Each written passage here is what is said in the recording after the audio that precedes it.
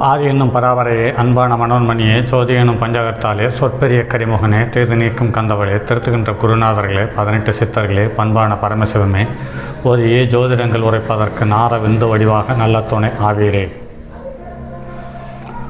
உலகில் உள்ள தமிழ் பேசும் அனைத்து நாள் உள்ளங்களுக்கும் மற்றும் ஜோதிட சான்றோர்களுக்கும் மூத்தோர்களுக்கும் ஆர்வலர்களுக்கும் மற்றும் இந்த காணொலியை காணும் உங்களுக்கும் ஆஸ்தோராஜின் இனிய நல்வணக்கங்கள். ஜோதிடம், ஆன்மீகம், மருத்துவம், வாழ்வியல் என்ற 4 தலைப்புகளில் தொடர் காணொலிகளாக கொடுத்து வருகிறோம். அந்த வகையில் இன்று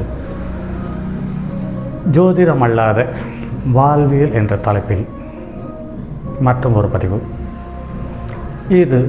இந்த பதிவு தரக்கூடிய தகவல் என்னவென்றால், இயல்பான வாழ்க்கையில் மனிதன் பயமற்ற வாழ்க்கையை வாழ்வது என்பது எத்தகையது, அது சாத்தியமா இல்லையா என்பது சார்ந்த கேள்விகளுக்கு இந்த பதிவு, அதாவது இந்த காணொளி பதிலாக அமையும் என்பதில் மாற்று கருத்திருக்க முடியாது.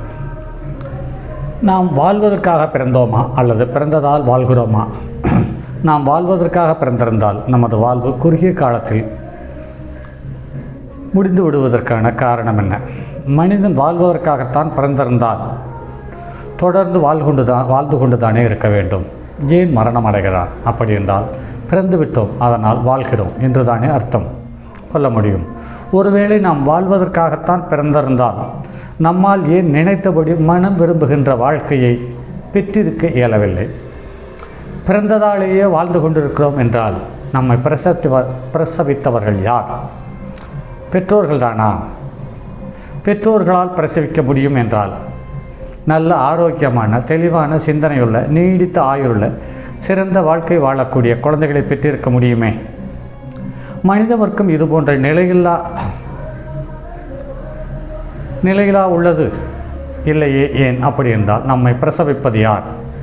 அவன்தான் இறைவனா? எல்லாம் வல்ல இறைவன் மனிதர்களை ஏற்றத்தாழ்வுகளுடைய நிலையோடு ஏன் பிரசவிக்க வேண்டும்? இதைத்தான் விதி என்கிறார்களா? இப்படித்தான் விதி அமைகிறது என்பதை ஜனனகால விதி நிர்ணயம் என்றும் ஜாதகம் மூலம் அறிய முடியும். பிறப்பு இறப்பு இரண்டையும் இப்பூவுலகின் அனைத்து ஜீவராசிகளின் தன்னுள் வைத்துள்ள இறைவன் ஒருவனாலேயே ஜீவராசிகளின் விதியை மாற்றி அமைக்க முடியும். நமது விதி இப்படித்தான் என்று ஜோதிடம் மூலம் அனுமானிக்க முடிந்தாலும் கூட அதை தீர்மானித்து செயல்படுத்துவது இறைவனால் மட்டுமே சாத்தியமாகிறது என்பது உண்மை.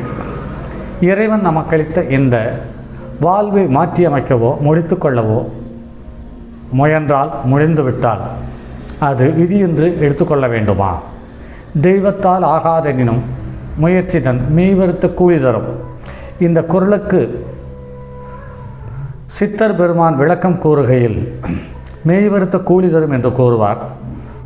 வந்த வேலை முடிந்துவிட்டால் மரணம் நம்மை நெருங்கும் என்றும், இறைவன் நம்மை படைத்த நோக்கம் நாம் செய்ய வேண்டிய செயல்கள் நிறைவேறிவிட்டால் இறைவன் நம்மை திரும்ப பெற்றுக்கொள்வான் என்றும் சித்தர் பெருமான் உபதேசித்து இருப்பார் போலும்.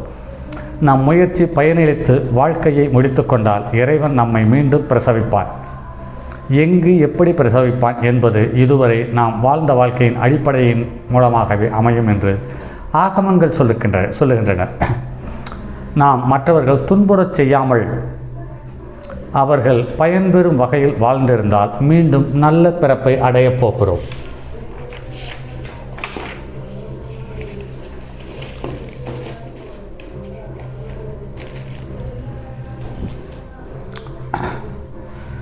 நல்ல பிறவி ஒன்றை பெற்று நாம் செய்ய வேண்டிய செயல்களை நம்மை கொண்டே செய்விப்பான்.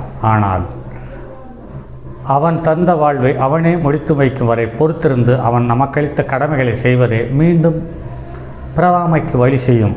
பாவ புண்ணியங்களை சீர்தூத்தி அதன் வழி நடந்து இறைவனை மனம் உவர்ந்து பிரார்த்தித்து வரும் பட்சத்தில் இந்த கஷ்டங்களிலிருந்து நிச்சயமாக விடுபட முடியும். அறப்பணிகள், இறை தொண்டு போன்றவற்றில் ஈடுபட்டால் அவன் அருளால் மீண்டும் பிறவாமை என்னும் பெரும் பாக்கியத்தை பெற முடியும். இறைவன் மீண்டும் பிறப்பு இதுபோன்ற முழு நம்பிக்கை வைத்து செயல் புரியுங்கள். செயல்களாலேயே நாம் மரண பயத்தை வெல்லும் சக்தி மனிதனுக்கு இல்லை என்றாலும் கூட மரண பயமற்ற துணிவை பெற முடியும். மரணத்தை துணிவுடன் எதிர்கொள்ள வேண்டுமென்றால் வாழும் காலத்தில் நன்மை சார்ந்தவர்களுக்கும் உலக ஜீவராசிகளுக்கும் பயனுள்ள ஒரு வாழ்க்கையை வாழ வேண்டும் என்ற எண்ணத்தோடு வாழ்க்கையை துவங்கி பாருங்கள். நாம் தவறு செய்யவில்லை என்ற தன்னம்பிக்கையிலேயே தான் மரண பயத்தை எல்லாம் வெல்ல முடியும். நாம் வாழ்கின்ற நல்வாழ்வே அந்த நம்பிக்கையை தரவல்லது என்று புரிந்து செயல்படுங்கள். நாம் இந்த பெற்றோர்களுக்குத்தான் பிறக்கிறோம் என்ற உணர்வோடு பிறக்கவில்லை. மருத்துவ ரீதியாக சொல்லப்படும் காரணங்கள் 1000 இருந்தாலும் ஆத்மார்த்தமாக ஏற்புடையதாக இல்லை என்பதை நடைமுறையில் காண முடிகிறது.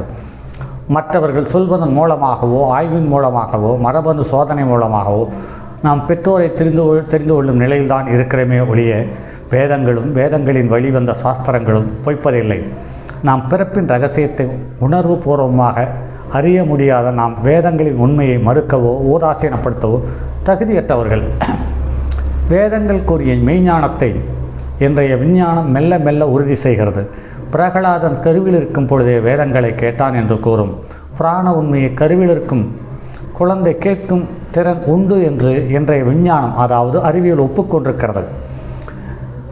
நம்பிக்கையை வாழ்வின் மூலம் அச்சாரம் நம்பிக்கையை வாழ்வின் முதல் அச்சாரம் இறைவனை நோக்கி தியானம் செய்யுங்கள்.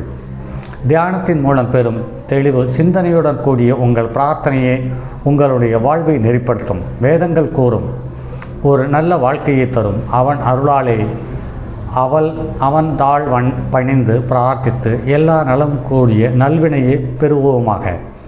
சூழ்நிலையை ஏற்றவாறு மனித மனம் செயல்படும் என்பதால் நல்ல சூழ்நிலையும் அதனாலேயே நல்ல வாழ்வும் வேண்டி பிரார்த்தித்து அவன் தந்த வாழ்வை அவனே திரும்ப பெற்றுக்கொள்ளும் வரை இன்புற்று வாழ்வோம். அதே சமயத்தில் உங்களுடைய வாழ்க்கையை சீர்படுத்த வேண்டுமென்றால் உங்களுடைய மூச்சு பகுதி என்று சொல்லக்கூடிய இடகளை பெண்களையை சமன்படுத்தி பாருங்கள். உங்கள் வாழ்க்கையில் ஒரு அற்புதமான மாற்றங்கள் தெரியும். இடகளை பெண்களை இரண்டும் சமமாகும் பட்சத்தில் 72,000 நாடி நரம்புகளும் தன்னுடைய இயல்பான வேலையை செய்யும். இந்த 72,000 நாடிகளும் இயல்பான வேலையை செய்யும் பொழுது 21,600 சுவாசங்களும் இயல்பாக இருக்கும்.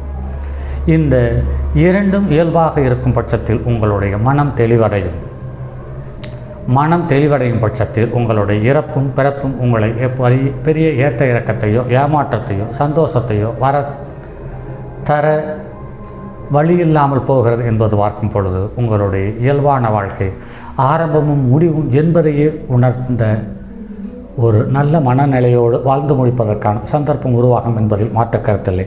அதைத்தான் யோக மார்க்கம் என்றும் பக்தி மார்க்கம் என்றும் மற்றும் என்னவோ விதத்தில் சொல்லுகிறார்கள். ஆனால் இதில் அத்தனைக்கும் காற்றை உங்கள் உடலில் உள்ளே போய் வரும் காற்றை சமன்படுத்தினால் இது உங்களுடைய அடுத்த பக்கத்தை உங்களுடைய எதிர்காலத்தை உங்களுடைய கடந்த காலத்தை உங்களுடைய நிகழ்காலத்தை ஒப்பிட்டு உங்களுடைய வாழ்க்கையை சமப்படுத்தி அல்லது சீர்படுத்தி வாழ்ந்து முடிப்பதற்கான வாய்ப்பு நிச்சயமாக அமையும் என்பதில் மாற்றுக்கருத்தில்லை. அதே சமயத்தில் இந்த பூமியில் இருக்கக்கூடிய கதிரலைகளினுடைய தாக்கம் இந்த பூமியில் இருக்கக்கூடிய ஏற்ற இறக்கங்கள் புவியீர்ப்பு விசையை மாற்றத்தக்கதாகவும் அமைகிறது. அப்படி இந்த புவியீர்ப்பு விசையை மாற்றத்தக்கதாக இருக்கும் பட்சத்தில் ஒவ்வொரு குறிப்பிட்ட இடத்தில் ஒரு கிரகத்தினுடைய கதிரலைகளை கட்டுப்படுத்தவோ அல்லது அதிகப்படுத்தவோ குறைக்கவோ வாய்ப்புள்ளது என்பதை அறிந்து நம் முன்னோர்கள் நமக்கு எண்ணற்ற பரிகார ஸ்தலங்களை உண்டு பண்ணி நமக்கு கொடுத்து சென்றிருக்கிறார்கள் என்பதை கருத்தில் கொண்டு உங்களுடைய அனுபவத்தில் நில ராசியில் கிரகங்கள் இருக்கும் பொழுது நில ராசியில் உள்ள பகுதிகளில் உள்ள தேவ ஆலயங்களை அல்லது கோயில்களில் வழிபட்டு உங்களுடைய எண்ணங்களையும் மனத்தையும் உங்களுடைய இயல்பான சுவாசத்தையும் சமன்படுத்த உங்களால் முடியும் பட்சத்தில் இந்த வாழ்க்கை என்பது ஒரு பெரிய பாரமற்ற ஒரு இலகுவாக எடுத்துச் செல்லக்கூடிய வாய்ப்பை அந்த தெய்வங்களும் தெய்வம் சார்ந்த பூமியும் அந்த பூமிக்கு சார்ந்த கதிரலைகளும் உங்களுக்கு தரும் என்பதில் மாற்று கருத்தில்லை. சரி நண்பர்களே, இது வாழ்வியல் என்ற பகுதியில் தொடரும் ஒரு காணொளி மற்றும் அடுத்ததொரு பதிவில் சந்திப்போம். அதுவரை உங்களிடமிருந்து விடைபெறுவது உங்கள் அன்பு நண்பன் எம் ராஜரத்னம். தங்கமான் மழுவோடேந்தி தன்மதி தலையில் கொண்டோன் மங்கையர் பதிக்கச் சொன்ன மாமொழி ஜோதிடத்தை இங்கு யாம் உரைப்பதற்கோர் இமை என்னும் பிழை வராமல் காக்க செங்கன்மால் மருகன் யானைச்சரன் பதம் காப்பதாமே.